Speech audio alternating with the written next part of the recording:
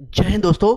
मैं Akhilesh Kumar class today के digital platform पे आप सभी लोगों का स्वागत करता हूं, इस उम्मीद के साथ कि आप सभी लोग स्वस्थ होंगे, मस्त होंगे, बहुत ही अच्छे से अध्ययन कर रहे होंगे और डीएलएड बिहार प्रवेश परीक्षा 2025 की पूरी जोर शोर से तैयारी कर रहे होंगे, है ना। जैसा कि पिछले क्लास में हमने प्रॉपर जो है कि इंट्रोडक्टिव क्लास भी दिया गया है। पहले मैं भी अपने फर्स्ट क्लास में बहुत सारी चीज़ें आपको बता रखी है। तो अब यहाँ पे हमें जो देखना है, पहली क्लास में जैसा कि मैंने बता रखा है, जो लोग भी नए हैं, पहली बात तो ध्यान रखिए, जो लोग भी नए हैं, क्लास जो है कि पहली बार अटेंड कर रहे हैं, इससे पहले ऑलरेडी हिंदी का जो है कि एक लेक्चर, एक क्लास जो है कि जा चुका है। ये हिंदी की जो है कि दूसरी कक्षा है।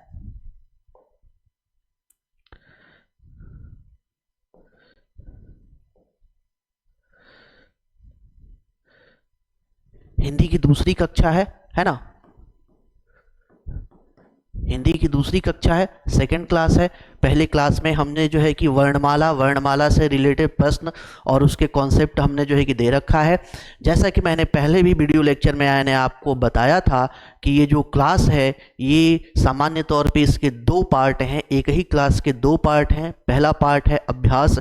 हर एक जो है कि क्लास में 25 जो है कि अभ्यास प्रश्न आपको कराए जा रहे हैं। साथ ही साथ उसमें उस टॉपिक से रिलेटेड जितनी अवधारणात्मक चीजें हैं, उस टॉपिक की अवधारणा का जो कोर पार्ट है, कोर है ना, जो बिल्कुल कोर पार्ट है। कोर पार्ट का मतलब क्या हुआ कि बहुत सारे एग्जाम्स के क्वेश्चन पैटर्न को स्टडी करके उसमें जो प्रश्न पूछे जा रहे हैं, उन्हीं जो है कि टॉपिक्स को कलेक्ट करके रखा गया है। और ये मैं आपको श्योरिटी देता हूं कि उसमें आप क्या करेंगे ना, उसमें जो कोर टॉपिक रखा गया है उस अगर प्रॉपर कर लेते हैं तो उसी से आपके एग्जाम में लगभग 90% क्वेश्चन बन जाएंगे, प्रश्न बन जाएंगे। क्योंकि परीक्षा जैसे जैसे नजदीक आती है, प्रेशर बढ़ता जाता है। आप भी सोचते हुए कोई एक समराइज फॉर्म में एक ही जगह एक टॉपिक का ऐसा जो है कलेक्शन मिल जाए कि हमें उससे ज़्यादा पढ़ने की ज़रूरत ही ना पड़े, इधर उधर जाने की। तो मैक्सिमम जो कोर टॉपिक्स है वो हमने जो है कि अवधारणात्मक चीज़ों में रख रखी है। उसी को अगर आप कर लेते हैं तो किसी भी कंपटीशन में आपको जो है कि लगभग 90% जो है कि आपको प्रश्न वहीं से मिल जाएंगे। हाँ, अगर आप सिविल सर्विस के लिए जाते हैं, स्टेट सिविल सर्विस के लिए जाते हैं, नेट जेआरएफ के लिए हिंदी से जाते हैं, तब वहां पे सोचेंगे कि इस टॉपिक से रिलेटेड आ जाए, इसी टॉपिक से सब कुछ मिल जाए, तो नहीं मिलेगा, वो बड़े लेवल का है। यानी कि वनडे एग्जाम्स में जहां जहां हिंदी का पोर्शन है ना, हिंदी जहां जहां सिलेबस में है, वहां वहां जो है कि उस टॉपिक से आपको प्रश्न जो है कि मिल जाएंगे। ठीक है, तो बिना देर किए आज की क्लास को जो है कि क्या करते हैं, प्रारंभ करते हैं। आइए देखते हैं क्वेश्चन नंबर पहला। आज की क्लास की भी खासियत सेम है ना। जैसा कि टॉपिक यहाँ पे दे रखा है, क्या टॉपिक यहाँ पे दे रखा है, शब्द व वाक्य रचना। शब्द व वाक्य रचना जो है कि यहाँ पे दे रखा है ना। इसी से रिलेटेड जो है कि 25 प्रश्न होंगे। आज की क्लास में भी क्या होगा, 25 प्रश्न प्लस अवधारणा से रिलेटेड जो है कि चीजें यहाँ पे देखने को मिल जाएंगी, है ना। चलिए पहले प्रश्न से स्टार्ट करते हैं। प्रश्न नंबर पहला है, निम्न में से कौन सा वाक्य अशुद्ध है? ध्यान दीजिएगा, अशुद्ध यानी कि वाक्य में अशुद्धि है। जब भी इस तरह के प्रश्न कीजिए, वाक्य से संबंधित प्रश्न कीजिए, शुद्ध अशुद्ध पूछा जाए, उसको सर्किल करिए, ध्यान में रहे कि हमें करना क्या है ना। चलिए, मुझे तुम्हारी बातें सुननी पड़ी, ये भी सेंटेंस अच्छा लग रहा है, ठीक है, शुद्ध लग रहा है। बेटी पराए घर का धन होती हैं, ये भी सही है। भारत में अनेकों राज्य हैं। अब यहां पे अनेक राज्य होना चाहिए, क्या होना चाहिए, अनेक मतलब क्या हो गया, अनेक जो शब्द है अपने आप में बहुवचन है, यानी एक से ज्यादा, अनेक। और भारत में एक से ज्यादा राज्य हैं, तो सिर्फ अनेक भी यहां पे अगर होगा ना, सिर्फ अनेक होगा, तब भी हमारा सेंटेंस क्या होगा, शुद्ध बन जाएगा। लेकिन यहां पे अनेकों कर दिया है, बहुवचन बनाने की कोशिश की गई है जबरदस्ती। तो इस कंडीशन में यह वाक्य क्या हो जाएगा, अशुद्ध हो जाएगा, है ना। आगे चलते हैं नेक्स्ट। नेक्स्ट प्रश्न देखते हैं, इनमें से कौन सा वाक्य अशुद्ध है? ध्यान दीजिए, यहां पे भी अशुद्धि छांटने के लिए बोला जा रहा है, अशुद्ध ही छांटना है। पहला है, उसने बड़े बड़े फल छांट लिए। इसमें भी कोई कुछ गलत नहीं है, बड़े बड़े फल छांट लिए सामान्य सा जो है कि वाक्य है, सरल सा वाक्य है, सही वाक्य है। यह हमारे आगामी नेता है, आगामी नेता है, इसको थोड़ा अंडरलाइन कर लेते हैं। आगे देखते हैं, प्रत्येक काम सोच समझ कर करो, प्रत्येक काम सोच समझ कर करो भैया, है ना। ये भी सेंटेंस क्या है? सही है। शेर बड़ा भयानक होता है, बड़ा भयानक होता है, ये भी ठीक है। अब यहां पे जो है कि एक शब्द ये दिख रहा है आगामी। ये शब्द आप लोगों ने जो है कि बहुत सुना होगा। आगामी जो है कि चैंपियनशिप, क्रिकेट चैंपियनशिप टूर्नामेंट, या आगामी टेस्ट सीरीज, टेस्ट श्रृंखला, आगामी फुटबॉल श्रृंखला, इस तरह के जो है कि आप शब्द सुने होंगे। तो जो आगामी शब्द है ना, आगामी शब्द सामान्य तौर पे किसी इवेंट के लिए उपयोग में लाया जाता है, ये किसी पर्सन विशेष के लिए उपयोग में नहीं लाया जाता। तो यह इसके जगह पे क्या शब्द होना चाहिए? भावी, भावी शब्द होना चाहिए, भावी शब्द। भावी मतलब होने वाला, भावी प्रधानमंत्री, भावी मुख्यमंत्री, है ना, भावी शिक्षक, भावी सैनिक, ये होता है भावी। आगामी शिक्षक नहीं होता है। ये सामान्य तौर पे ये समझिए कि ये एक न्यूट्रल जेंडर या निर्जीव चीज़ों के लिए, किसी इवेंट के लिए आगामी यूज़ किया जाता है। जो सजीव है, जो पर्सन विशेष है, वहाँ पे भावी यूज़ किया जाता है। तो इस तरह से ऑप्शन नंबर बी क्या हो जाएगा? इसका सही हो जाएगा। क्वेश्चन नंबर 3 आगे देखते हैं, प्रश्न संख्या 3। अब इसमें क्या है? निम्न में से कौन सा वाक्य शुद्ध है? शुद्ध, ध्यान दीजिएगा, कौन सा वाक्य शुद्ध है ना। अब देखते हैं, आपका कलेजा में साहस नहीं है। ये पहले ही लग रहा है ये गलत है, ये गलत है। यहां पे होना चाहिए आपके कलेजे में साहस नहीं है। क्या होना चाहिए? आपके कलेजे में साहस नहीं है। यहां पे क्या होना चाहिए? बताओ जल्दी फटाफट। यहां पे जो है कि होना चाहिए आपके कलेजे में साहस नहीं है, ये होना चाहिए, तब सेंटेंस सही होता। वह पुस्तक को और किसी के हाथ न दीजिएगा। वह पुस्तक गलत है। उस पुस्तक को किसी और के हाथ मत दीजिएगा, है ना। उसने उसके गले में एक गेंदे की माला डाली। एक गेंदे की नहीं, गेंदे की एक माला डाली। ये शब्द उल्टा हो गया, ये भी गलत हो गया, है ना। जीवन में सच्चा मित्र विरला ही मिलता है। ऑप्शन नंबर क्या? डी। यहां पे ऑप्शन नंबर डी आपका करेक्ट है, ऑप्शन नंबर डी करेक्ट है ना। आगे चलते हैं, नेक्स्ट प्रश्न संख्या 4 पे देखते हैं, इनमें से कौन सा वाक्य अशुद्ध है? कौन सा वाक्य अशुद्ध है? अशुद्ध छांटना है। देखते हैं, गया में कई दर्शनीय स्थल देखने योग्य हैं। अशुद्ध छांटना है ना, ठीक है, इसको अंडरलाइन कर देते हैं, इसको कंसीडर करते हैं। आगे के प्रश्न देख लेते हैं। प्रधानमंत्री जनता के कल्याण के लिए कार्य कर रहे हैं, सही सेंटेंस है, शुद्ध है, कोई दिक्कत नहीं है। धीरे धीरे ध्यान से चलो, ये भी सही है। यह पुस्तक आपको कहाँ मिली? क्वेश्चन वाक्य भी इसके जो है कि लास्ट में लगा हुआ है। यह भी सेंटेंस क्या है? बिल्कुल वाक्य सही है, शुद्ध है। अब बात करते हैं यहाँ पे कई दर्शनीय, दर्शनीय एक होता है दर्शन, दर्शन योग्य, देखने योग्य, दर्शनीय। जब हम दर्शन योग्य कहते हैं ना कि उसका घर दर्शन योग्य है, देखने योग्य है ना, तो ये एक व्यक्ति की बात किया जा रहा है। लेकिन दर्शनीय कर दिया गया तो ये क्या हो गया? बहुवचन हो गया, बहुवचन हो गया। अब बहुवचन हो गया तो जब यही बहुवचन हो गया तो इसकी कोई जरूरत नहीं है, समझ रहे हैं ना। तो इसका मतलब ये हुआ कि ऑप्शन नंबर आपका ए क्या हो गया? सही हो गया इसके अकॉर्डिंग, है ना। आगे चलते हैं, क्वेश्चन नंबर 5, प्रश्न संख्या 5। आप मेरे घर आएंगे या मैं ही आऊं। अब इसमें दो सेंटेंस है, एक और दूसरा, बहुत आसान सा है, बहुत आसान सा है ना। आप मेरे घर आएंगे या मैं ही आऊं, वाक्य है, क्या है, सरल वाक्य है, हो ही नहीं सकता, है ना, नहीं हो सकता, ठीक है। तो वाक्य क्या है, संयुक्त है।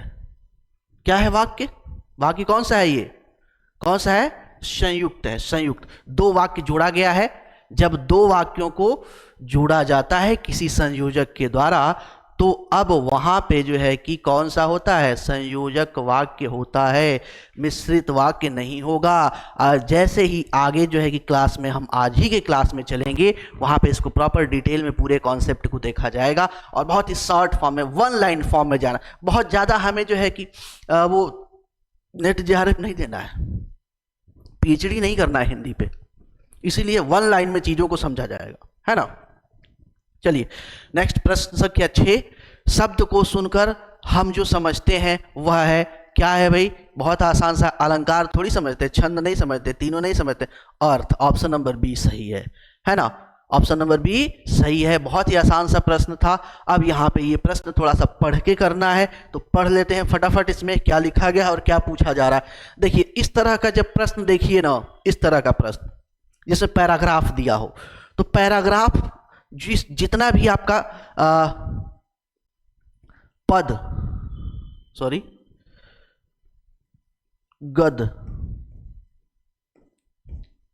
जो दिए गए होते हैं और गद्य से प्रश्न पूछे जाते हैं, तो इसमें सबसे अच्छा जो है कि तरीका जो होता है, सबसे अच्छा तरीका, सबसे पहले उस गद्य से रिलेटेड जो प्रश्न दिए गए हैं, एक दिए गए हैं, दो दिए गए हैं, तीन दिए गए हैं, चार दिए गए हैं, जो भी प्रश्न दिए गए, जो भी पैराग्राफ में के प्रश्न दिए गए हैं, उस प्रश्नों को पहले ध्यानपूर्वक पढ़ लीजिए और उनके कीवर्ड को सर्किल कर लीजिए, रिमाइंड में डाल लीजिए, माइंड में डाल लीजिए। तो पहले प्रश्न पढ़ लेते हैं। प्रहरी का अर्थ क्या है ना, प्रहरी का अर्थ क्या है, द्वारपाल, पहरेदार, चौकीदार। हालांकि इतना ही अगर हम पढ़ लेते हैं, प्रश्न ही पढ़ लेते हैं, तो प्रहरी मतलब पहरा देने वाला,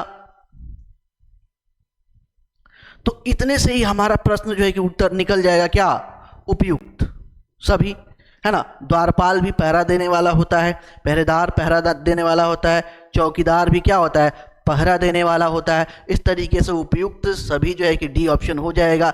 ये तो सामान्य सा है, एक छोटा सा पैराग्राफ है, एक प्रश्न दिया गया है, एक के हिसाब से कर दिए। लेकिन वहीं अगर बड़ा पैराग्राफ है, 5, 6, 7 क्वेश्चन है, प्रश्न है, तो पहले प्रश्नों को पढ़िए, उसके कीवर्ड को सर्किल कीजिए, माइंड में फिट कीजिए, फिर पैराग्राफ को पढ़िए कि भारत माता को हम नमन करते हैं, उत्तर में हिमालय इसका प्रहरी है। इस तरीके से पूरा जो है ये पैराग्राफ आप पढ़ डालिए। उसके बाद जो है कीवर्ड को इसमें ढूंढ के सर्किल कीजिए। उसके लिए बाद जो है कि आपका प्रश्न करना, सही प्रश्न करना आसान हो जाएगा, ठीक है। तो इतने से हमारा प्रश्न बन गया, तो हमें जो है कि आगे यहाँ पे टाइम वेस्ट करने की जरूरत है नहीं। नेक्स्ट चलते हैं, इनमें से कौन सा वाक्य अशुद्ध है। फिर अशुद्धि छांटने की बात की जा रही है, ध्यान दीजिएगा इस बात का, अशुद्धि छांटने की बात की जा रही है। क्या है, विनय का दम घुट रहा है, सेंटेंस सही है। रवि अपना दोष दूसरों पर मढ़ता है, ये भी सेंटेंस जो है कि सही है, वाक्य सही है। आतंकियों ने हथियार डाल दिए, ये भी सेंटेंस सही है।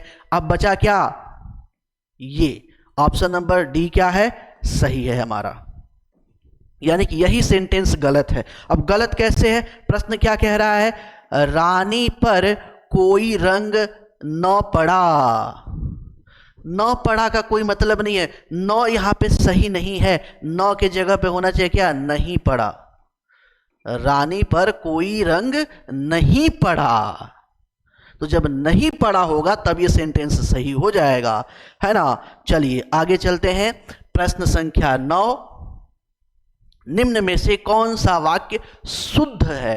ध्यान दीजिएगा, शुद्ध पूछा गया है, यानी कि 3 इसमें अशुद्ध सेंटेंस है, एक आपका शुद्ध सेंटेंस है। हिंदी हम में से प्रत्येक विद्यार्थी की मातृभाषा है।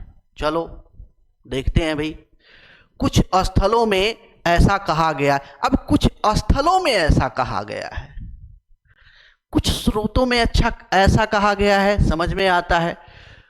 कुछ पुस्तकों में ऐसा कहा गया है, समझ में आता है। कुछ ग्रंथों में ऐसा कहा गया है, समझ में आता है। भाई स्थलों में कहा गया है, नहीं नहीं नहीं, ये सेंटेंस गलत है।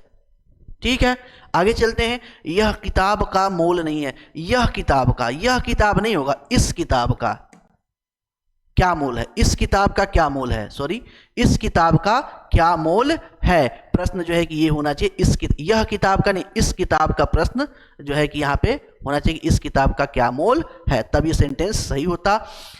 आपका सब काम गलत होता है ना, आपका नहीं होगा, आपके होगा, आपके, सॉरी, आपके सभी काम क्या होते हैं, गलत होते हैं। आपके सभी काम क्या होते हैं, गलत होते हैं, यहां पे होना चाहिए। यानी कि ऑप्शन नंबर ए सही है। हिंदी हम में से प्रत्येक विद्यार्थी की मातृभाषा है, ये सेंटेंस सही है। यानी कि ऑप्शन नंबर ए, 9 का ऑप्शन नंबर ए करेक्ट है। ठीक है, नेक्स्ट हम देखते हैं 10वां नंबर प्रश्न। शब्द का सार्थक समूह, शब्दों का सार्थक समूह, बस इतने से ही अगर हम देख लेते हैं, जिससे किसी भाव विचार को पूर्ण रूप से पूर्णतः प्रकट किया जाए वह कहलाता है। यानी कि शब्द है, उस शब्दों का एक व्यवस्थित समूह है जिसमें भाव, भावना, कोई स्पष्ट रूप से कुछ प्रकट किया जा रहा है।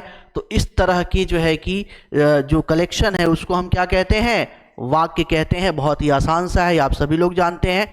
ये प्रश्न पूछे गए हैं सारे, ये सारे जो प्रैक्टिस करा रहे हैं सारे, ये सारे प्रश्न जो है कि पूछे गए हैं।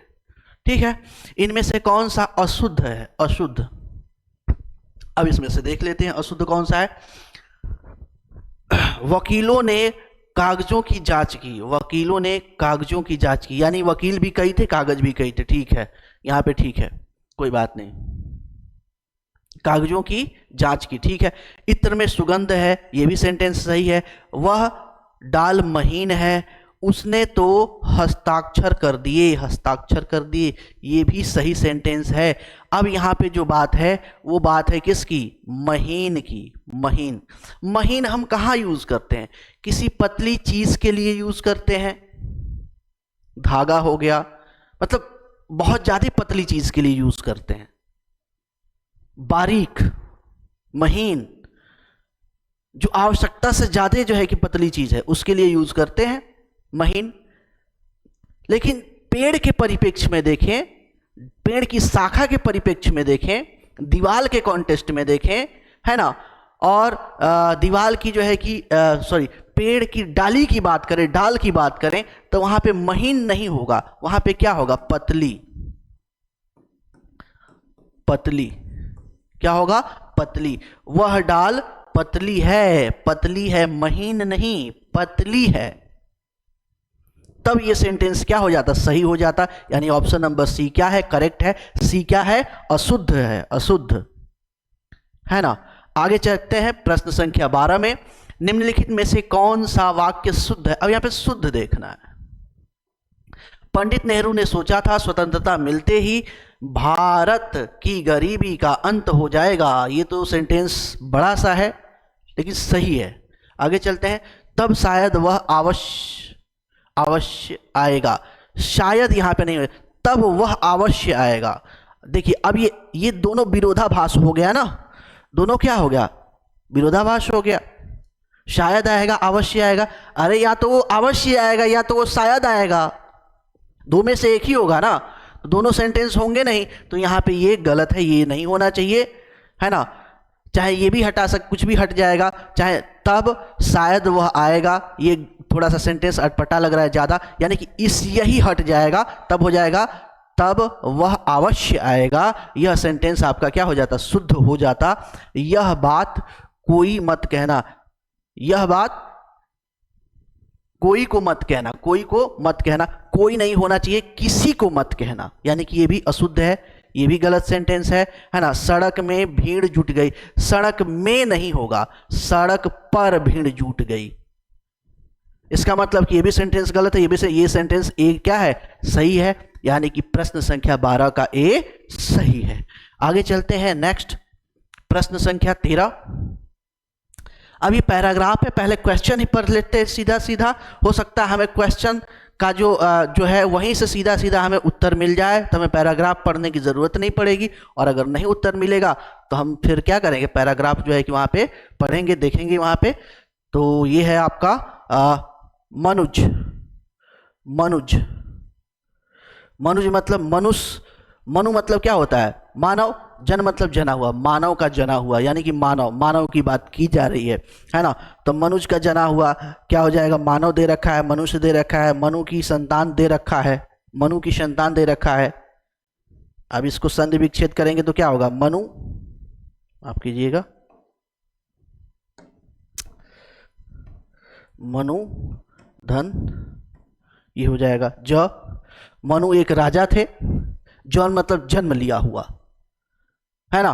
तो माना जाता है कि जितनी हम मनुष्य जाति हैं वो किसके किसके पूर्व जो है कि जने हुए हैं, या हमारा पूर्वज कौन है, तो मनु है, उन्हीं से हम सभी लोग पैदा हुए हैं। तो हम सब क्या है, मनु की संतान है, ये भी हो गया, मानव है ना, और मनुष्य हैं, ये तीनों क्या है, सही है। तो ऑप्शन नंबर डी हमारा यहीं से निकल गया, हमें पूरा पैराग्राफ पढ़ने की जरूरत नहीं पड़ी, है ना। तो इस तरह से भी जो है किया जाता। अगर मान लीजिए यहाँ पे प्रश्न और भी होते, 2-3 प्रश्न और होते, और 2 का जवाब हमें यहीं से मिल जाता प्रश्न से सीधा सीधा, और 2 का जवाब नहीं मिलता, तो 2 प्रश्न को करने के लिए फिर हमें क्या करना पड़ता, हमें पूरा पैराग्राफ फिर से जो है कि वहाँ पे पढ़ना पड़ता। तो यहाँ पे करना यही है कि पैराग्राफ को जो है कि पढ़िए, पहले प्रश्न पढ़िए, फिर पैराग्राफ पढ़िए, फिर प्रश्न का उत्तर दीजिए, ये सबसे अच्छा तरीका होता है। आगे चलते हैं, प्रश्न संख्या 14। इनमें से अशुद्ध छांटना है ना। इनमें से कौन सा वाक्य अशुद्ध है, कल रूपम ने कपड़े खरीदे, शुद्ध सेंटेंस है। अशोक को सब मालूम है, ये भी शुद्ध है।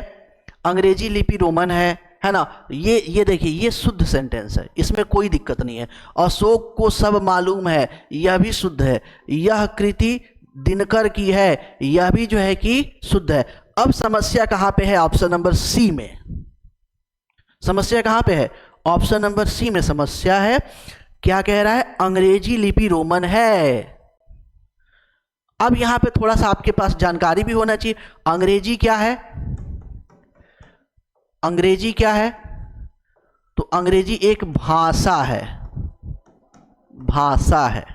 और रोमन क्या है, रोमन एक लिपि है, लिपि है।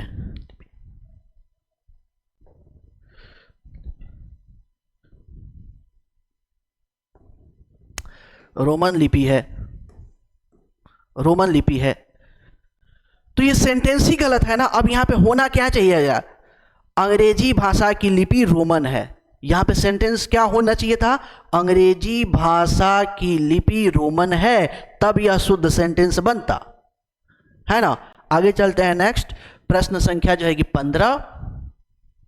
इनमें से कौन सा वाक्य अशुद्ध है, यानी कि यहां पे अशुद्धि छांटनी है। राम दिन रात मेहनत करता है, सेंटेंस सही लग रहा है।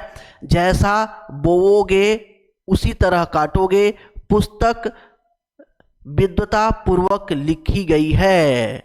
मैंने सारी पुस्तक पढ़ डाली है, ये भी सेंटेंस सही है, ये भी सेंटेंस सही है, ये भी सेंटेंस सही है। समस्या बी में है, बी जो है कि करेक्ट आंसर है। यहाँ पे होगा क्या, जैसा बोओगे वैसा काटोगे, उसी तरह काटोगे नहीं होगा, वैसा काटोगे। तो ऑप्शन नंबर बी। अब ये जो है कि यहां से अब जो है कि हमें कॉन्सेप्ट स्टार्ट हो जाता है। यहां पे बात की गई है क्या, शब्द की बात की गई है, ठीक है। तो शब्द क्या होता है, लास्ट क्लास में हमने बताया था वर्ण क्या होता है। वर्ण क्या है, एक ध्वनि का लिखित स्वरूप है ना, उसे हम क्या कहते हैं, वर्ण कहते हैं। अब यहाँ पे क्या होगा, शब्द क्या होगा, तो वर्णों का समूह या ध्वनियों का समूह जिसका एक सार्थक मतलब हो, मीनिंग हो, है ना, मीनिंग हो, उसे हम क्या कहते हैं, शब्द कह देते हैं। वही चीज यहां पे लिखा होगा, एक या एक से अधिक वर्ण या स्वतंत्र ध्वनियों के समूह जिसका एक सार्थक क्या हो, अर्थ निकलता हो, उसे हम क्या कहते हैं, उसे हम शब्द कहते हैं। और शब्द बनाने की यही प्रक्रिया जिसमें वर्णों को जोड़ा जाता है, ध्वनियों को जोड़ा जाता है, इस प्रक्रिया को ही बोला जाता है क्या, शब्द रचना। शब्द रचना बोलते हैं। अब शब्द के प्रकार की बात करते हैं, तो शब्द के प्रकार थोड़ा सा यहां पे देख लेते हैं, फिर यहां पे आते हैं, इसको पूरा प्रकार वर्गीकरण देख लेते हैं, पूरा शब्द का वर्गीकरण देख लेते हैं। तो सामान्य तौर पे जो शब्द है, शब्द को 4 भागों में 4 आधारों पे डिवाइड किया जाता है। पहला है आपका उत्पत्ति या स्रोत के आधार पर।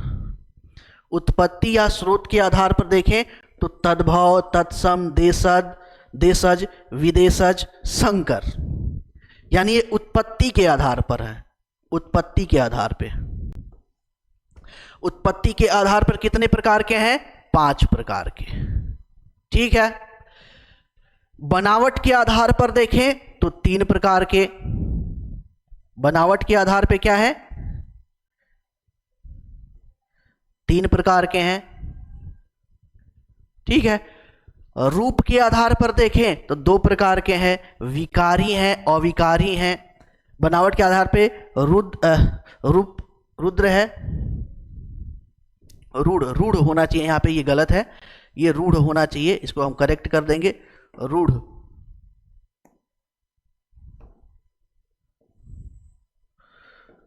रूढ़ शब्द होना चाहिए, रूढ़, यौगिक और योग रूढ़, 3 शब्द होते हैं। प्रयोग के आधार पे देखें तो 2 होते हैं, विकारी और अविकारी होते हैं। अर्थ के आधार पर देखें तो 4 प्रकार के होते हैं, एकार्थी, अनेकार्थी, पर्यायवाची, विलोम, है ना। अब इसमें एक एक करके हम देखते हैं, वो जो यहां से स्टार्ट है, अब यहां से एक एक करके देखते हैं। तत्सम, तत्सम का मतलब क्या हो गया, तत्सम, तत् और सम, तत् और सम, यानी तत् मतलब जिसके समान, सेम टू सेम, यानी कि जो हिंदी भाषा के शब्द हैं, जो शब्दावली है, उसमें जो शब्द प्रयोग किया जा रहा है और उसका जो स्रोत है, स्रोत, उन दोनों जगहों पे सेम सेम उच्चारण होता है, सेम सेम लिखा जाता है। इस तरह के जो है कि शब्दों को हम क्या कहते हैं, तत्सम कहते हैं। क्या कहते हैं, तत्सम कहते हैं। जैसे अग्नि, वायु, माता, पिता, प्रकाश, पत्र, सूर्य, ये स्रोत मूल में भी जैसे लिखे जाते हैं, बोले जाते हैं, पढ़े जाते हैं, वैसे ही यहां पे भी हिंदी भाषा में लिखे जाते हैं, बोले जाते हैं, पढ़े जाते हैं, है ना। इसको शब्दों को अलग से अब प्रैक्टिस करना पड़ेगा। यहां पे हम बहुत सारे शब्दों को एक साथ नहीं देख सकते, जहां जहां कुछ जरूरी है वहां पे मैंने रख रखा है, बाकी जो है कि चीजें नहीं रख रखा है। अब यहां पे क्या है, तद्भव। तद्भव का मतलब क्या हुआ, अब यह तद्भव से क्या मतलब है यहां पे कि तद्भव मतलब कि ये जो उत्पत्ति होते हैं ना, जहां से स्रोत से, तो वहां पे स्रोत पे लिखा जाता है और पढ़ा जाता है अलग तरीके से, और हिंदी भाषा में जब इनको लेके आया जाता है तो यहां पे लिखा और पढ़ा जाता है अलग तरीके से, तो इन्हें क्या कहते हैं, तद्भव। जैसे यहां पे एग्जाम्पल के तौर पे यहां पे लिख रखे हैं, ये जैसे संस्कृत भाषा के शब्द हैं, ये प्राकृत भाषा के शब्द हैं, और ये हिंदी भाषा के शब्द हैं, है ना। अब अगर हम इनको देखते हैं तो संस्कृत भाषा में लिखा जाता है कर्पूर, संस्कृत भाषा में क्या लिखा जाता है, कर्पूर। प्राकृत भाषा में इसे कपूर लिखा जाता है, कपूर लिखा जाता है, और हिंदी भाषा में कपूर लिखा जाता है। तो लेखन में और उच्चारण में, स्रोत के लेखन और उच्चारण में हिंदी भाषा में और स्रोत में दोनों में अंतर होता है। तो इस तरह के शब्दों को हम क्या बोल देते हैं, तद्भव शब्द बोल देते हैं। अब जैसे उज्ज्वल है, उज्ज्वल है ना, उज्जवल है और उजला है। संस्कृत में उज्ज्वल है, उसके बाद प्राकृत में देखते हैं उज्जवल है और हिंदी में उजला है। ठीक है, इसी तरीके से ये जो है कि एग्जाम्पल दे रखा है ना। आगे चलते हैं, नेक्स्ट तो हमें देखने को मिलता है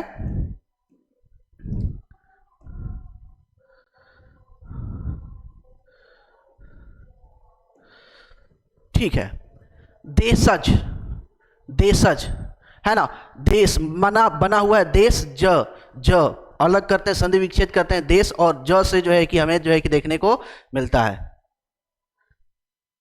तो इस क्रम में हम क्या देखते हैं, देश में जना हुआ यानी स्वदेशी, क्या हो, स्वदेशी। ऐसे शब्द जो हमारे देश में ही बने हैं, कहीं से आए नहीं हैं, हमारे देश में ही बने हैं, इन्हें हम क्या कहते हैं, देशज। जैसे थैला, पट्टी, पेट, पगड़ी, लोटा, टांग, ठेठ, ये शब्द ऐसे हैं जो भारत देश के हैं, यहीं पे इनको बनाया गया है और यहीं पे इनका प्रयोग किया जाता है। वैसे विदेशी यानी कि विदेशज या विदेशी यानी कि जो विदेश से आए हुए हैं, कहीं ना कहीं भारत के नहीं हैं, वो किसी और देश से लोग आए, है ना, भारत आए और वो आए तो उनकी भाषा हमारी भाषा में घुल मिल गई, उनके कुछ शब्द हमारे जो है कि भाषा में घुल मिल गए। तो ऐसे शब्दों को हम क्या कहते हैं, विदेशज या विदेशी शब्द कहते हैं। इसमें देखते हैं ना तो बहुत सारी भाषाएं हैं जिससे जो है कि हिंदी भाषा में शब्द ग्रहण किए गए हैं। जैसे अरबी है, फारसी है, अंग्रेजी है, तुर्की है, पुर्तगाली है, पोस्त है, और भी बहुत सारी हैं जिन पे जो है कि ग्रहण किया गया है। जैसे यहाँ पे अरबी भाषा है, अरबी भाषा जैसे अदालत, आदमी, किताब, जहाज, तरक्की, दुनिया, है ना, नकल, बहस, मदद, है ना, मुहावरा, यहाँ तक कि मुहावरा जो हिंदी में हम यूज करते हैं ना शब्द मुहावरा, ये मुहावरा किस भाषा का जो है कि शब्द है, अरबी भाषा का शब्द है, लेकिन हम इसे जो है कि हिंदी भाषा में बिल्कुल सेम टू सेम डिट्टो उपयोग में लाते हैं। इसी तरीके से फारसी के बहुत सारे शब्द हैं, आतिशबाजी, है ना, आतिशबाजी, ताज़ा, तेज, कूचा, खामोश, कूचा घर में यूज किया जाता है, कुश्ती, गरम, गवाह, गिरफ्तार, चादर, चालाक, जलेबी एक टाइम भारत की बहुत फेवरेट जो है कि मिठाई थी, है ना। ये सारी जो है कि शब्द कहाँ से आए, कारीगर कहाँ से आए हैं, फारसी भाषा से आए हुए हैं। अंग्रेजी के शब्दों को पहचानना आसान होता है और सामान्य तौर पे हिंदी में जो है कि यह नहीं पूछे जाते हैं, निम्नलिखित में से कौन अंग्रेजी भाषा का शब्द है। इस तरह के प्रश्न जो है कि सामान्यतः देखने को नहीं मिलते हैं, ज़्यादातर आपको मिलेंगे इन चारों से। तुर्की भाषा में देखते हैं उर्दू क्या है, तुर्की भाषा का जो है कि शब्द है बहादुर, कैंची, चाकू, गलीचा, तमंचा, तमंचे पे डिस्को, गाना बन गया इस पे पूरा, है ना। तो तमंचे पे डिस्को वाला में जो तमंचा है ना, वो तमंचा क्या है, हिंदी का शब्द नहीं है, वो तमंचा क्या है, तुर्की का शब्द है। तोप, तोपची, दरोगा, ईसाई, जिसकी तैयारी लोग जो है कि बहुत धूमधाम से करते हैं। सामान्य तौर पे जो भारत में यूपी बिहार में जो सबसे पावरफुल पद माना जाता है यूपी बिहार में, वो पद माना जाता है दरोगा का, है ना। तो दरोगा, बेगम, चमचा, सौगात, ये सारी जो है कि क्या है, तुर्की भाषा के शब्द हैं। वैसे पुर्तगाली में देखते हैं तो अनानास, अलमारी, है ना, कमीज, कमरा, कर्नल, काजू, गमला, गोदाम, ये सारा, पपीता, तौलिया, ये सब क्या है, पुर्तगाली भाषा के शब्द हैं। तो ये कुछ जो है कि भाषाएं हैं जहां से जो है कि शब्द हिंदी भाषा में लिए गए हैं, इनके ये स्रोत हैं, इनको डिटेल में देख लीजिएगा, है ना। अब यहाँ पे बात, ये भी कुछ नीचे जो है कि दे रखा है।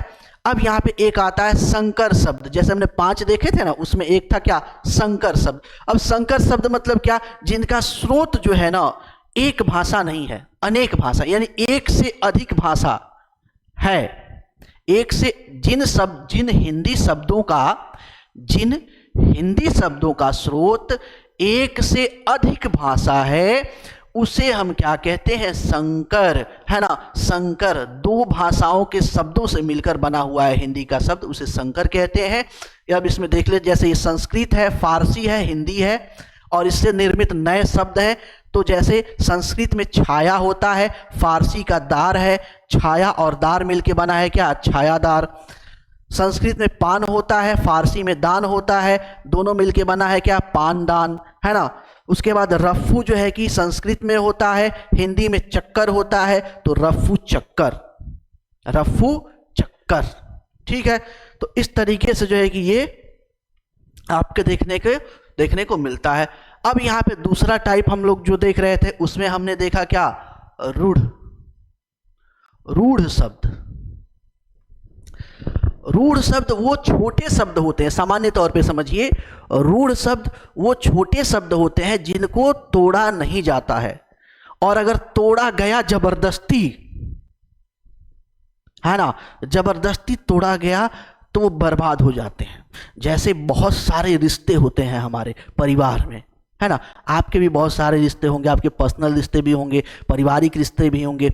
अब उसमें क्या होता है, कुछ लोग होते हैं जिनसे हमें बहुत अच्छी बनती है ना, और अगर टूटता है तो सब कुछ खत्म हो जाता है, कुछ बचता नहीं है। उसी तरह के रूढ़ शब्द होते हैं।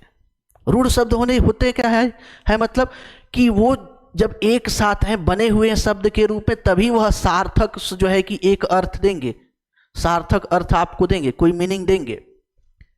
टूटेंगे नहीं, वो दो शब्दों से मिलकर नहीं बने हैं, या एक शब्द एक शब्दांश से मिलकर नहीं बने हुए हैं, स्वतंत्र है, अपने आप में स्वतंत्र हैं, वो स्वतंत्र शब्द हैं, और उनको जबरदस्ती अगर हम तोड़ देते हैं तो उनका कोई मीनिंग नहीं, जो टूटेगा उसका भी कोई मीनिंग नहीं निकलेगा। तो इस तरह के शब्दों को हम क्या कहते हैं, रूढ़ शब्द कहते हैं। यहाँ पे लिखा हुआ है, पढ़ लीजिएगा, पीडीएफ आपको मिल जाएगा। स्वतंत्र शब्द जो दो शब्दों के मेल से बने हो या दो शब्दांशों के मेल से बने हुए, उन्हें क्या बोलते हैं, रूढ़ शब्द। इन्हें मौलिक या अयौगिक शब्द भी कहा जाता है, जैसे नाक, कान, चावल, दिन, घर, पीला घर, घोड़ा। अब कान को तोड़ के क्या बनाएंगे, बताओ ना भाई, नाक को तोड़ के क्या बनाएंगे, घर को तोड़ के क्या बनाएंगे, कोई इसका मीनिंग निकलेगा, नहीं निकलेगा।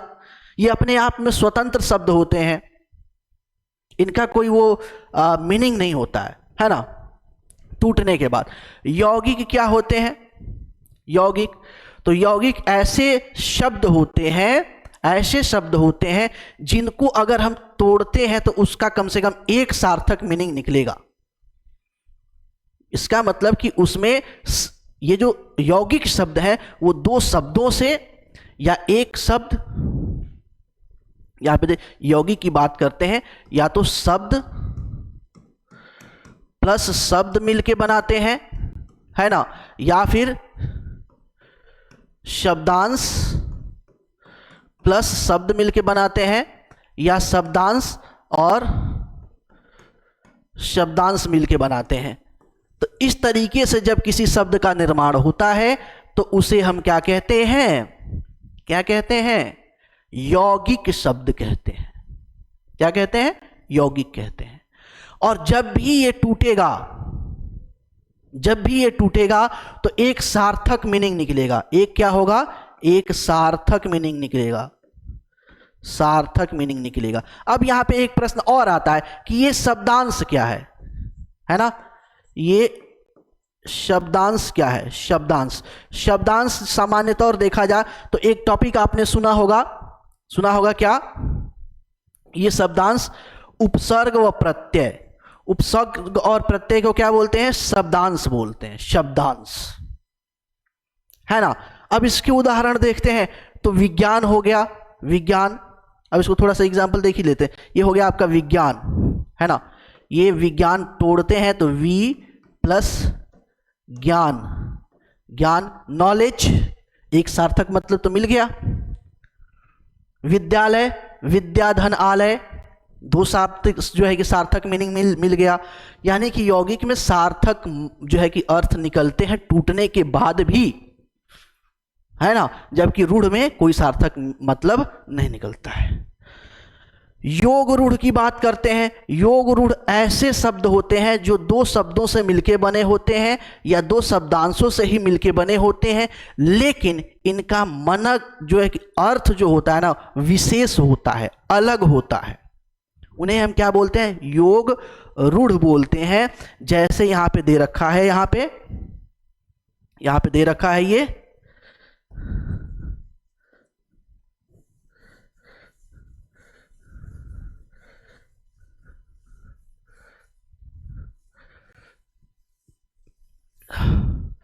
यहां पे दे रखा है जलज। जलज तो क्या है? जल प्लस ज, यानी कि जल में पैदा हुआ। जल में पैदा हुआ कौन? कमल। कमल। दशानंद, इसी तरीके से क्या हो जाएगा? दशानंद। 10, जिसके 10 मुख हैं, कौन? रावण। लंबोदर, लंबा है उदर जिसका, है ना, कौन हो जाएगा? गणेश जी। तो इसमें जो शब्द होते हैं, योग रूढ़ जो शब्द होते हैं, इसमें जो शब्दांश और शब्द मिलके बनाते हैं, इनका अर्थ जो है कि क्या होता है? एक विशेष होता है, अलग होता है। यही बात यहाँ पे लिखी हुई होगी। विशेष अर्थ प्रकट करने वाले यौगिक शब्द जैसे जलज, लंबोदर, ये सारी बातें यहाँ पे लिखी गई हैं। इसके अलावा अगर रचना के आधार पे अगर हम देखते हैं योग रूढ़, तो संधि समास, द्विरुक्त, ये सब क्या है? ये सब क्या है? योग रूढ़ शब्दों के ही उदाहरण है। योग रूढ़ शब्दों की रचना किसके माध्यम से होती है? संधि के माध्यम से होती है, समाधि जो है कि समास के माध्यम से होता है, द्विरुक्ति के माध्यम से होता है ना। आगे चलते हैं, नेक्स्ट यहां पे देखते हैं। अब वाक्य क्या है? वाक्य क्या है? तो शब्दों का ऐसा व्यवस्थित समूह जो एक स्पष्ट भावना, विचार या मैसेज को प्रकट करता है ना, संदेश को प्रकट करता है, उसे हम क्या कहते हैं? वाक्य कहते हैं। वाक्य के जो है कि 6 अनिवार्य तत्व होते हैं। 6 अनिवार्य तत्व होते हैं: सार्थकता, योग्यता, आकांक्षा, निकटता, पदक्रम, अनन्वय। ये 6 जो है कि क्या होती हैं? चीजें कंपलसरी होती है वाक्य में। वाक्य के अंग के बारे में देखें तो 2 होता है। 2 जैसे इंग्लिश में आपने पढ़ रखा, सब्जेक्ट और प्रेडिकेट। तो यहां पे क्या हो जा? उद्देश्य और विधेय होता है। उद्देश्य को ही हम क्या कहते हैं? सब्जेक्ट कहते हैं। उद्देश्य को ही क्या कहते हैं? सब्जेक्ट। सामान्य तौर पे आप इसे कर्ता भी मान सकते हैं, कर्ता भी मान सकते हैं। जिसके बारे में वाक्य में कुछ कहा जाए उसे हम क्या कहते हैं? उद्देश्य कहते हैं। अगर उद्देश्य का पता लगाना है तो जो वाक्य है, वाक्य में कौन या किसने शब्द लगा के प्रश्न पूछते हैं तो हमें जो है कि उद्देश्य का पता चल जाता है, कर्ता का पता चल जाता है। अब विधेय क्या है? उद्देश्य या कर्ता के बारे में जो कुछ भी कहा जाता है, उद्देश्य व कर्ता के बारे में जो कुछ भी कहा जाता है वो क्या होता है? विधेय होता है। एक तो विधेय होता है, दूसरा विधेय का विस्तार होता है। क्या होता है?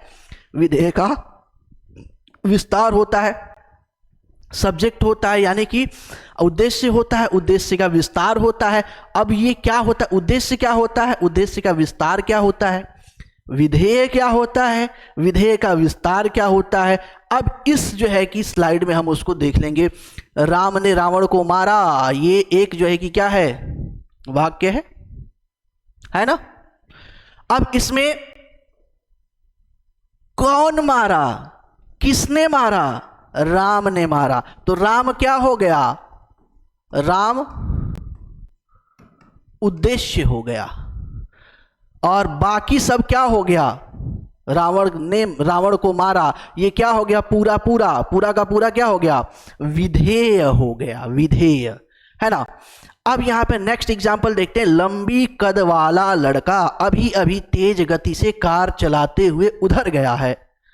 अब इसके 2 पार्ट हैं, ये देखिए, लंबी कद वाला लड़का, है ना, अभी अभी, और दूसरा है तेज गति से कार चलाते हुए उधर गया है। अब ये देखिए, ये जो है ना, ये उद्देश्य का विस्तार है। हम यहां पे ये भी कह सकते हैं लंबा लड़का, लंबा लड़का, ठीक है। तो ये सब्जेक्ट हो जाता, ये जो है कि उद्देश्य हो जाता, कर्ता हो जाता, लेकिन इसको बढ़ा दिया गया है, विस्तारित कर दिया गया है। लंबी कद वाला लड़का अभी अभी, या अभी अभी हटा भी दे तभी ये क्या हो गया है, ये विस्तार हो गया है। अगर इसी जगह पे बोला जाता कि लंबा लड़का तेज कार चला के गया, या तेज कार चला के उधर गया, तो ये सेंटेंस छोटा है और जो भाव इसमें आ रहा है वही भाव इसमें भी आ रहा है। लेकिन समस्या क्या है कि यहाँ पे उद्देश्य और विधेय दोनों को बढ़ा दिया गया है, विस्तारित कर दिया गया है। तो ये विस्तार करने में जो है कि अंतर हमें देखने को मिलता है। सामान्य तौर पे जो आपके वाक्य होते हैं, वाक्य के 8 भेद होते हैं। इसमें से कुछ ही हैं जो पूछे जाते हैं, सारे नहीं पूछे जाते हैं। सामान्य तौर पे पहचानने के लिए हो सकता है, पहचानने के लिए दे भी दिया जाए, लेकिन डिफिनेशन से प्रश्न जो है कि हमें देखने को बहुत कम मिलता है। जैसे विधानवाचक है ना, असर्टिव सेंटेंस, असर्टिव सेंटेंस विधानवाचक, ऐसे वाक्य जहां पे क्या होता है, क्रिया के करने या होने की का भाव प्रकट होता है, उसे हम क्या कहते हैं, उसे क्या कहते हैं, विधानवाचक। निषेधवाचक, ऐसे वाक्य जिसमें किसी चीज की मनाही हो, किसी चीज को करने से रोका जाए, उसे हम निषेध वाक्य कहते हैं। आज्ञावाचक वाक्य क्या होता है, आज्ञावाचक क्या होता है, इंपरेटिव सेंटेंस, जिसमें आज्ञा, प्रार्थना, उपदेश की बात की जाए। किसकी बात की जाए, आज्ञा, प्रार्थना और उपदेश की बात की जाए, उसे हम क्या कहते हैं, आज्ञावाचक शब्द कहते हैं। प्रश्नवाचक, जिसमें प्रश्न पूछा जाए, है ना। इच्छावाचक, जिसमें इच्छा, आशीष या शुभकामना दिया जाए। ये थोड़ा देखेंगे ना तो ये इंपॉर्टेंट हो जाता है, ये इंपॉर्टेंट हो जाता है। ये कुछ जो है कि इंपॉर्टेंट सेंटेंस के टाइप हो जाते हैं जो सामान्य तौर पे पूछा जाता है। संदेहवाचक, जिसमें संदेह या संभावना की बात की गई हो, है ना, उसे हम क्या कहते हैं, संदेहवाचक शब्द या वाक्य कहते हैं। विस्मयवाचक, जिसमें आश्चर्य, घृणा, क्रोध, शोक, ये भी इंपॉर्टेंट है, ये भी महत्वपूर्ण है, का भाव प्रकट हो, उसे हम क्या कहते हैं, विस्मयवाचक। संकेतवाचक, जिसमें कोई कंडीशन हो, कोई शर्त हो, उसे हम क्या कहते हैं, संकेतवाचक शब्द जो है वाक्य कहते हैं। अब रचना के आधार पर वाक्य देखते हैं, तो रचना के आधार पर क्या होता है, सरल वाक्य 3 होते हैं, यहाँ पे 3 होते हैं, सरल होते हैं, संयुक्त होते हैं और मिश्रित होते हैं। सरल क्या होता है, सर ये सारी बातें यहाँ पे लिखी होगी, है ना। सरल वाक्य क्या है, ऐसे वाक्य जिसमें कम से कम एक सब्जेक्ट हो और एक विधेय हो। इस तरह के वाक्यों को हम क्या कहते हैं, सरल वाक्य कहते हैं, है ना। एक विधेय हो, ये सारी बातें यहाँ पे लिखी हुई हैं। जैसे श्याम पुस्तक पढ़ रहा है, रमेश ने भोजन किया, शिल्पी पत्र लिखती है। ये साधारण जो है कि क्या है, वाक्य है, सिंपल वाक्य है। संयुक्त क्या है, जिनमें 2 शब्द हैं, 2 उपवाक्य हैं और उनको जोड़ा गया है। क्या है, 2 उपवाक्य हैं जिनको जोड़ा गया है, और जोड़ा किससे गया है, और, एवं, तथा, या, अथवा, इसलिए, अतः, फिर, भी, तो, नहीं तो, किंतु, परंतु, पर, इन शब्दों के माध्यम से जोड़ के जब 2 जो है कि उपवाक्यों को जोड़ा जाता है, तो जो नया उपवाक्य बनता है इस तरीके से, उसे क्या कहते हैं, संयुक्त कहते हैं। जैसे वह सुबह गया और शाम को लौट आया, और लगा हुआ है यहाँ पे, और लगा के जोड़ा गया है। मधुर बोलो पर असत्य नहीं बोलो, पर लगा के जोड़ा गया है। मधुर बोलो, असत्य मत बोलो। 2 सरल जो है कि वाक्यों को क्या किया गया है, जोड़ दिया गया है ना। जोड़ के यहाँ पे पर के द्वारा एक सेंटेंस बना दिया गया है। विनोद ने बहुत मेहनत किया किंतु परीक्षा में सफल सफलता नहीं मिली, सफलता नहीं मिली, किंतु यहां पे जुड़ा गया है। ये हो गया आपका संयुक्त। उसके बाद मिश्रित। अब मिश्रित भी क्या होता है, इसमें भी दो वाक्य होते हैं। संयुक्त और मिश्रित में एक अंतर होता है, वहां पे भी दो उपवाक्य होते हैं, यहां पे भी दो उपवाक्य होते हैं, लेकिन वहां पे जो है ना संयुक्त में दोनों स्वतंत्र होते हैं, स्वतंत्र होते हैं लगभग। जबकि यहाँ पे मिश्रित में देखते हैं तो एक जो है कि प्रधान होता है, मुख्य होता है, दूसरा गौड़ होता है, यानी कि एक मुख्य होगा, दूसरा उस पर आश्रित जो है कि उपवाक्य होगा, और उनको जो है कि जोड़ा जाता है किसके द्वारा, कि, जो, क्योंकि, जितना, उतना, जैसा, वैसा, जब, तब, यहाँ, वहां, जिधर, उधर, अगर, यदि, यद्यप, तथापि, इनके द्वारा जोड़ करके जो है कि क्या किए करते हैं, फिर मिश्रित वाक्यों का जो है कि बनाते हैं, है ना। जैसे वह लड़का कमरे में बैठा है, जो लड़का कमरे में बैठा है वह मेरा भाई है। जो आ गया यहाँ पे, जो दो सेंटेंस है, लड़का कमरे में बैठा है वह मेरा भाई है, दो सेंटेंस है, लेकिन जोड़ा गया है किससे, जो के द्वारा। तो लड़का कमरे में बैठा है, ये क्या हो जाएगा, मुख्य वाक्य हो जाएगा, वह मेरा भाई है आश्रित वाक्य हो जाएगा, उपवाक्य हो जाएगा, वाक्य नहीं उपवाक्य हो जाएगा, ठीक है। उसने कहा कि कल तुम्हारे घर आऊंगा, उसने कहा कि जुड़ा हुआ है यहाँ पे, कल तुम्हारे घर आऊंगा, कल तुम्हारे घर, उसने कहा कि क्या हो जाएगा आपका, उसने कहा मुख्य वाक्य हो जाएगा, कल तुम्हारे घर आऊंगा ये आश्रित वाक्य हो जाएगा, है ना। यदि परिश्रम करोगे तो, देखो भाई तो कहाँ पे है,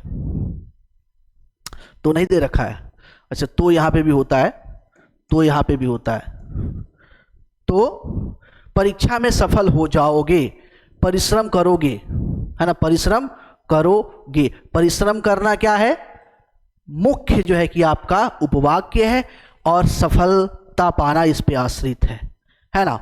अब उपवाक्य क्या होता है, क्लॉज क्या होता है, क्लॉज,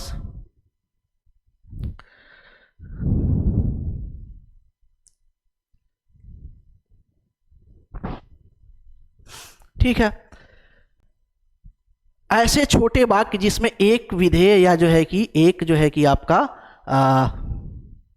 सब्जेक्ट हो कम से कम, है ना, या आप सामान्यतः कह सकते हैं कि जो छोटे सरल वाक्य होते हैं वो इसके अंतर्गत जो है कि आ जाते हैं, है ना।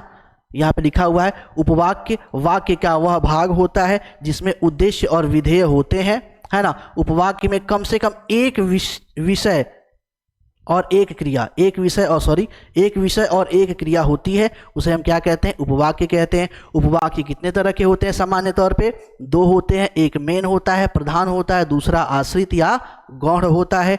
ये सारी बातें हमने अभी यहाँ पे देख ली है, इसको जो है कि आगे चलते हैं लेके। अब यहाँ पे प्रश्न देखते हैं, वाक्य देखते हैं। रश्मि ने कहा कि उसका भाई पटना गया। रश्मि ने कहा उसका भाई पटना गया, है ना। अब यहाँ पे छोटे छोटे हैं, बहुत सारे छोटे छोटे हैं यहाँ पे, है ना। तो रश्मि ने कहा और उसका भाई पटना गया, तो रश्मि का कहना क्या है, यहाँ पे मुख्य है, और उसका भाई पटना गया क्या है, आश्रित है। मैंने एक व्यक्ति को देखा, अच्छा इसको जो है ना थोड़ा आगे बढ़ने के बाद, रुक जाइए, इसको थोड़ा आगे जब बढ़ते हैं तब इसको करते हैं, इसको देखते हैं, पहले आगे बढ़ लेते हैं। अब प्रकार की बात करें